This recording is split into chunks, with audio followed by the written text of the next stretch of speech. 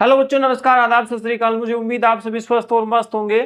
आपका जो काउंसलिंग का राउंड 1 है उसका रिजल्ट जल्दी पब्लिश होने वाला है। तो रिजल्ट पब्लिश होने से पहले आपको कौन कौन सी प्रिकॉशंस का है उनको ध्यान में रखना चाहिए, उन्हीं प्रिकॉशंस के बारे में आज हम इस वीडियो में बात करेंगे।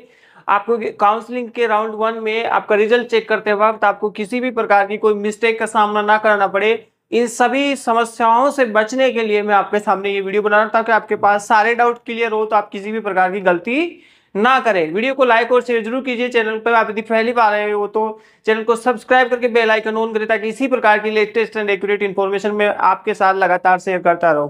तो सबसे पहले आप इस डैशबोर्ड से परिचित होंगे, क्योंकि आप सभी ने काउंसलिंग की थी, तो इसी डैशबोर्ड पे आपने काउंसलिंग की थी, तो इस डैशबोर्ड को आप बहुत अच्छे तरीके से जानते हैं। तो जैसे ही आपने काउंसलिंग का पोर्टल है उस पर लॉग इन करते हो तो आपके सामने इस प्रकार का डैशबोर्ड ओपन होता है। ये ठीक है, इसके बारे में मुझे ज्यादा बताने की जरूरत नहीं है, आप सभी इसके बारे में पहले से भी जानते हैं। तो जैसे ही आप अपने डैशबोर्ड पे आएंगे तो आपको लेफ्ट कॉर्नर में यहाँ पे view result, view seat matrix, view cut off, profile, choice filling and candidate result दिखाई देगा। ठीक है, तो आपको रिजल्ट चेक करने के लिए कैंडिडेट रिजल्ट पे क्लिक करना होगा। ठीक है, कैंडिडेट रिजल्ट पे आप जैसे ही चेक करोगे, क्लिक करोगे, तो आपके सामने आपके सामने इस प्रकार से दिखाई देगा। देखो, इस प्रकार से आपके सामने पोर्टल ओपन होगा। ठीक है, जिसमें आपकी यहां पर अलॉटेड स्कूल दिखाई देगी। आपको यहां पर आपको अपनी अलॉटेड स्कूल्स, जो भी आपकी प्रेफरेंस सेट कर रखी है आपने, उसके अकॉर्डिंग आपको अलॉटेड स्कूल्स दिखाई देगी। यदि आपको स्कूल अलॉट नहीं होती है तो यहां पर लिखा होगा नॉट अलॉटेड। क्या दिखाई देगा? यहाँ पे नॉट अलॉटेड लिखा हुआ आपको दिखाई देगा। एंड यदि आपको एक्सेप्ट होती है तो आपको सैनिक स्कूल का नाम दिखाई देगा। XYZ जो भी सैनिक स्कूल आपकी प्रेफरेंस के अकॉर्डिंग आपको अलॉट हुई है, उस सैनिक स्कूल का आपको नाम यहाँ पर दिखाई देगा। अब यहां पर आपको राउंड का नंबर दिखाई देगा कि आपका कौन सा राउंड, तो आप सभी को पता है राउंड 1 है आपका। यहां पर आपकी अपनी कैटेगरी दिखाई देगी। यहां पर आपको आपकी मेडिकल कहां होगा उसके बारे में इंफॉर्मेशन दिखाई देगी। And the most important things है कि जिन प्रिकॉशंस का आपको ध्यान रखना है वो आपको है, आपको एक्सेप्ट एंड कंटिन्यू, आपका रिकंसिडर एंड आपका एग्जिट। इन ऑप्शंस को आप ध्यान से क्लिक करना है। ठीक है, जिन बच्चों को अलॉट नहीं हुई उनको रिकंसिडर करना है। उनके पास तो कोई अल्टरनेट ही नहीं है इसका, तो उनको क्या करना है? रिकंसिडर करना है। एंड इन सभी काम में ऐसे नहीं कि आप रिजल्ट जैसे ही पब्लिश होता है एंड आप लग गए धड़ धड़ाधड़, इस प्रकार की आपको कोई भी जल्दबाजी नहीं करनी है, क्योंकि आपका रिजल्ट पब्लिश होगा 6 अप्रैल को एंड आपको 10 अप्रैल तक एक्सेप्ट, रिकंसिडर एंड एग्जिट करने का टाइम दिया जाएगा। मतलब आपको लगभग 4 दिन का समय मिलेगा। तो जैसे रिजल्ट पब्लिश होगा उस पर एक साथ भीड़ आएगी तो वेबसाइट थोड़ी हो सकता है कि प्रॉपर तरीके से काम भी ना करे। तो आपको बिल्कुल घबराना नहीं है कि सर मैं रिजल्ट चेक नहीं कर पा रहा हूं, इस प्रकार की समस्या हो रही है, किसी भी प्रकार की नहीं। आप 6 अप्रैल को नहीं करें, 7 अप्रैल को कर लीजिएगा। तो इस प्रकार किसी भी प्रकार की आपको जल्दबाजी नहीं करनी है, पहली बात। दूसरी बात, जिन बच्चों का सिलेक्शन हो गया उन बच्चों को भी एक्सेप्ट एंड कंटिन्यू करने से पहले सोच लेना चाहिए कि यदि आपको ऐसा लग रहा है कि मेरे को 5th या 6th चॉइस अलॉट हुई है और मुझे तो पहले या दूसरे में ही जाना है, तो आप, यदि आपके नंबर अच्छे हैं तो आप ट्राई कर सकते हैं। यदि आपके नंबर अच्छे हैं तो ट्राई कर सकते हैं। अब आपका नंबर अच्छे है या अच्छे नहीं है, इसका पता कैसे चलेगा? तो जब राउंड 1 की कट ऑफ पब्लिश होगी तो पहले चेक कीजिए कि आप राउंड 1 की कट ऑफ कितनी पब्लिश हुई है। राउंड 1 की कट ऑफ से यदि आप एक आधे नंबर नीचे हैं और आपको दूसरा सैनिक स्कूल मिल गया, तो आपको कट ऑफ चेक करके फिर करना है। आप 5-7 नंबर नीचे हो तो फिर आपके पास कोई ऑप्शन नहीं रहेगा, आप एक्सेप्ट एंड कंटिन्यू कर लीजिए। यदि आप एक आधे नंबर, 1-2 नंबर ही नीचे हो, देन आपको कट ऑफ चेक करना चाहिए पहले। तो आपको जल्दबाजी नहीं करनी है। मेरा कहने का मतलब क्या है कि जैसे ही रिजल्ट पब्लिश हो आपको एक्सेप्ट या कंटिन्यू करना है, आपको रिकंसिडर करना है, आपको एग्जिट करना है। इन सब करने में आपको जल्दबाजी नहीं करनी है।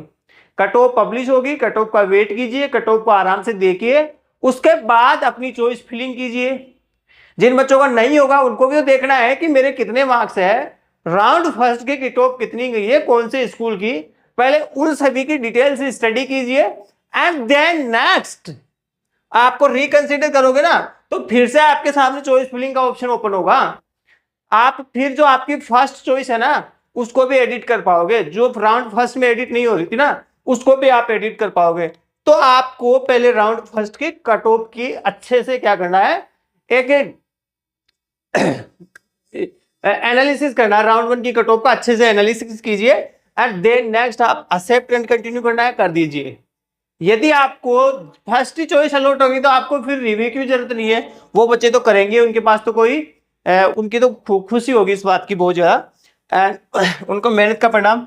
एंड जिन बच्चों का आरएमएस में सिलेक्शन हो गया है, जिन बच्चों का आरएमएस में सिलेक्शन हो गया है और वो बच्चे सैनिक स्कूल में भी सिलेक्शन हो गया, और यदि उनको आरएमएस में जाना है, सैनिक स्कूल नहीं जाना है, तो उनके लिए ये ऑप्शन है एग्जिट।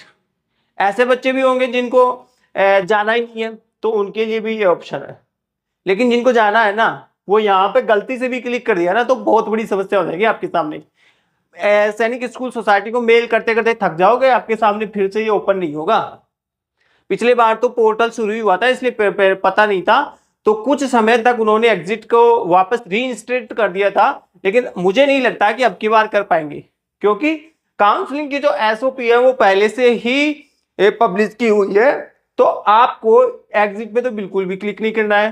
रिकंसिडर एंड एक्सेप्ट पे क्लिक करने से पहले आपको कट ऑफ का एनालिसिस करना है कि आपका जो राउंड वन का जो कट ऑफ है वो कितना गया है, राउंड वन का कट ऑफ कितना गया है। तो ये सब प्रिकॉशंस आपको ध्यान में रखना है, ठीक है।